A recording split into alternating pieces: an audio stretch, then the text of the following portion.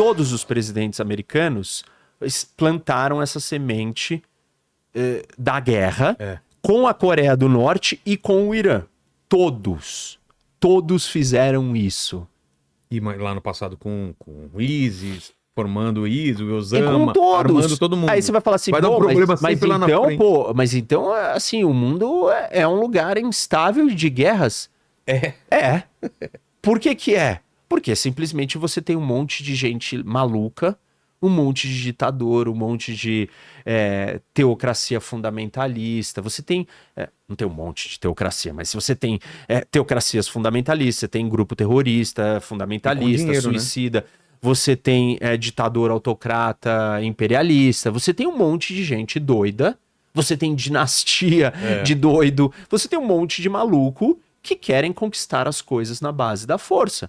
Se não tiver alguém disposto a usar força, nós não teremos paz, nós teremos guerra e em algum momento a gente vai ter que sucumbir para esses caras. Então, a ideia de que a gente vai olhar para a paz, a gente não pode olhar durante 4 anos. E eu sempre explico isso. Ah, não, mas quando o Trump estava no poder, não teve guerra. Quando que a Rússia começou a sua ofensiva? 2014. Pois é, então, Verdade. 2014, né? Que coisa, gente. Invadiu. Ah, mas o Trump fez a Rússia não entrar em guerra. Ah, não. Ah, entendi. Quer dizer, verdade. Tipo, assim, não é desse jeito. Nenhum presidente americano vai impedir os movimentos do Putin. Você precisa contrapor os movimentos do Putin. Nenhum presidente americano vai conseguir impedir a ação da China comunista. Não vai. Não vai. A China vai se mobilizar e vai avançar. A China está se preparando para isso. Ela já tem a maior frota, não tem? A maior marinha do mundo. Maior número de embarcações. Exército, não? Talvez em número de pessoas ela possa ter o maior, na hora que convocar, porque né, a população é gigante. Mas a gente não pode só olhar para o número, a gente tem que olhar para a qualidade. Claro. Tipo, a China tem um porta-aviões operacional, o segundo e o terceiro em treino, em teste. Os Estados Unidos tem 11 porta-aviões nucleares operacionais e está operando porta-aviões há mais de um século. Então não é simples você construir um porta-aviões. Construiu. Você sabe operar? Você testou ele em batalha? Você já foi para a guerra com um porta-aviões e ele funcionou? Os Estados Unidos está fazendo isso, há muito tempo. E aí tem um outro problema. Aliás, esse é um outro parênteses interessante com a ideia. Os Estados Unidos não tem que ir para a guerra. O que garante que os Estados Unidos é a maior potência militar não é só porque ele gasta em defesa e tem os melhores equipamentos militares. É porque ele tem a força militar mais bem treinada e mais experiente em batalha. Como é que você ganha experiência em batalha? Batalhando. Acordando todo dia e indo pra guerra. Ir para a guerra tem um propósito. As pessoas acham que tipo, a paz ela é uma condição de escolha só. A paz ela não é uma escolha humana. Ela é uma consequência de um processo de muita guerra. Ela não vem do nada. Senão, você não está preparado para lutar. E aí, quando aqueles lobos vierem, você vai ser um cordeirinho, uma ovelha, uma comida deles. Você vai ser destruído por eles. Então, você tem que estar preparado. O que faz os Estados Unidos estar preparado? De tempos em tempos, ele está travando guerras. Uma das grandes conversas e discussões sobre os conflitos do futuro e a ascensão da China e a questão de Taiwan os militares chineses, apesar de estarem gastando todo o dinheiro que estão para se equipar, eles têm proeficiência, eles têm condições de travar uma guerra? A gente sabe se eles são bons de guerra? A Rússia, que tinha uma imagem muito mais durona, mais sólida, está tendo uma dificuldade, assim, está passando um aperto na Ucrânia imenso. E isso que são os russos, que travaram muito mais batalhas, têm uma experiência, uma escola militar muito mais moderna, né? Não estou falando da China antiga, estou falando da China atual. Então a China tem um questionamento, que é uma vantagem para o Ocidente, caso confronte a China. A China realmente vai saber lutar? As tropas chinesas vão ser competentes? Elas vão ser bem-sucedidas na hora da realidade? A gente sabe que as tropas americanas são. E mesmo assim, levaram um couro ou se deram mal em vários conflitos recentes. Mas, desculpa, aprenderam um monte. Foi reescrito o manual de contra-insurgência do exército americano na invasão do Iraque. Generais americanos reescreveram o que é o manual de contra-insurgência. Estados Unidos aprendeu um monte com contra-insurgência. Por que Israel é tão efetiva militarmente? A cada 2 anos está lutando com seus inimigos, está em guerra de novo. Entendeu? É como qualquer coisa na vida. Treino. A gente tá falando aqui do treino, você não treina, Gil, vai lá, nunca treina. Você vai entrar no tatame 1 ano depois. Vai quebrar o pé. Desculpa, você vai se dar mal. Pô, não tem jeito. Você vai acontecer, você não vai ter a performance que você tem. Você precisa treinar. Exercício militar não é guerra. Então não é de todo mal, dado que a gente vive num contexto, num ambiente que as guerras continuarão existindo, não é de todo mal a maior potência do mundo, que defende os valores mais importantes para a civilização humana, que são os valores de liberdade, de Estado de Direito, de coisas que a gente acredita de democracia, estar preparada para lutar. Estados Unidos entrar em guerras não é uma coisa assim só catastrófica. É uma coisa necessária para que ele esteja pronto para as batalhas que vão vir. Mas aí voltando, que esse foi só um parênteses, né, da utilidade de você também treinar e entrar em guerra. Mas voltando para a questão do Trump, dos americanos, dos presidentes americanos, o processo da China, eu estava falando disso. A China, ela está se preparando para o que ela está se preparando. Aí você me perguntou do tamanho da marinha e tal. Mas antes disso, o meu raciocínio era: a China está se preparando para assumir a posição que ela tem no mundo? Não é há 2 anos. 40 anos. Os chineses, eles seguem a doutrina militar e estratégica de Sun Tzu, a arte da guerra. Existem 2 grandes pensadores de estratégia militar, um oriental e um ocidental. Existem vários outros, mas esses são os dois pais. Sun Tzu, pensamento oriental, e o Clausewitz, que é o pensamento ocidental, prussiano. Os chineses, e o Sun Tzu são Sun Tzu. Uma das frases mais repetidas e conhecidas do Sun Tzu é: o ápice da estratégia é ganhar a guerra antes dela começar.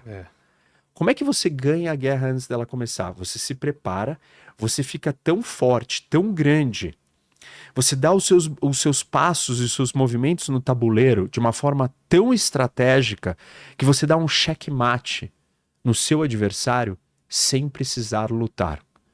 Ou seja, a China, ela tem uma visão de tempo diferente do que os idólatras, fanáticos, cegos, apaixonados por político de estimação do Ocidente. Eles olham para o mundo numa escala de tempo totalmente diferente. Eles estão se preparando há 30, 40, 50 anos para o momento que eles serão a grande potência do mundo. Com certeza. E não é 4 anos ou 8 anos de um presidente americano que vai romper com esse caminho, a não ser que você esteja disposto a ir lá e destruir aquele projeto daquele governo e não do país. Porque tem essa diferença na China.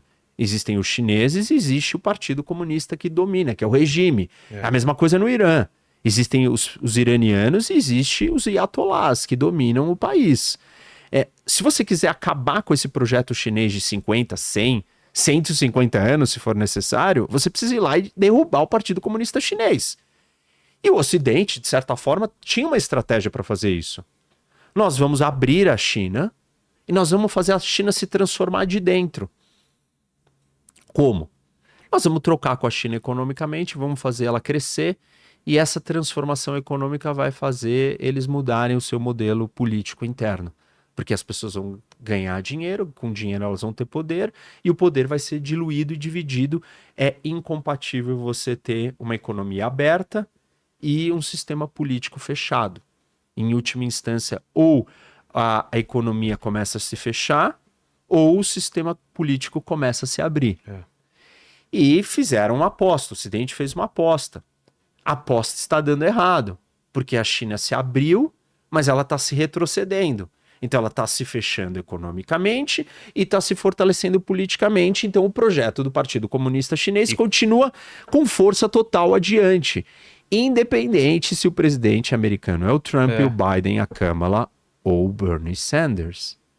Então, se você quer entender de geopolítica, se você quer ter um raciocínio geopolítico, você não pode repetir um mantra ideológico de política doméstica do líder que está buscando se eleger e fala que se ele for eleito vai ter paz no mundo. A geopolítica ela corre em paralelo. E me parece também que o domínio nunca é completo se ele não for cultural também, né? Como a França teve, a Inglaterra, os Estados Unidos. A China parece que está preocupada com isso também. Também. Né? Com grandes produções e tudo mais, de exportar a cultura chinesa, que é o soft power. Exato. E tudo bem, assim, por que eu estou dizendo tudo isso? Eu estou alertando para quebrar... A nova rota da seda, entrando lá na África, construindo portos. E isso, não, assim, ela vai continuar construindo a nova rota da seda. Ela vai continuar querendo dominar Taiwan. Vai, né? Vai! Ela vai querer Taiwan. O objetivo final é ter Taiwan. Ela terá Taiwan. Assim, ela não vai desistir de quando ter... só? É quando? Ela não vai desistir de ter porque tem um presidente que ele é imprevisível. Ou porque ele fala grosso. Não é o que ele fala, é o que ele faz. O que eu tô dizendo é, se ele falar e fizer, tá tudo bem. Aí pode ser que a China não consiga ter o que ela quer. Porque o presidente está disposto a fazer. Nesse caso, o que é fazer? Entrar em guerra, se necessário, para impedir que a China tenha Taiwan. E aí a minha pergunta é, o Trump está disposto a fazer isso? Para os entreguistas, apaixonados e cegos, ingênuos e repetidores de mantra, vão dizer que ele não tem que fazer isso. Porque nós teremos paz se ele fizer isso. Não, nós não teremos paz. Quer dizer, teremos. Qual paz? A primeira paz que eu expliquei. Que é qual? A paz na base da submissão. Exato.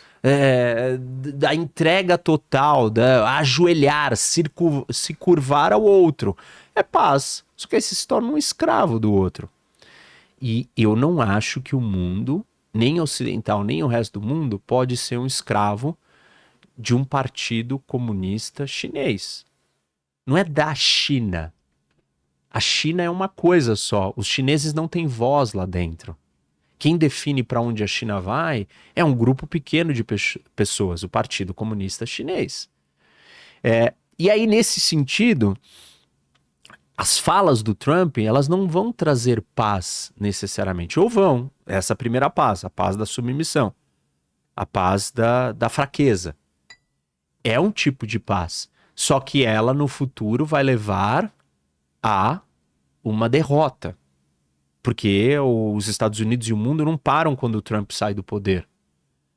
Se a China conquistar Taiwan, qual é o próximo passo? Ela vai para Okinawa. E depois de Okinawa, que já é o Japão, ela vai para onde? Ela vai para o Japão. O que ela vai fazer? Ela vai dar carta branca para a Coreia do Norte invadir a Coreia do Sul. Ela vai conquistar todas as ilhas do Mar do Sul da China que ela acha e diz e quer que sejam dela.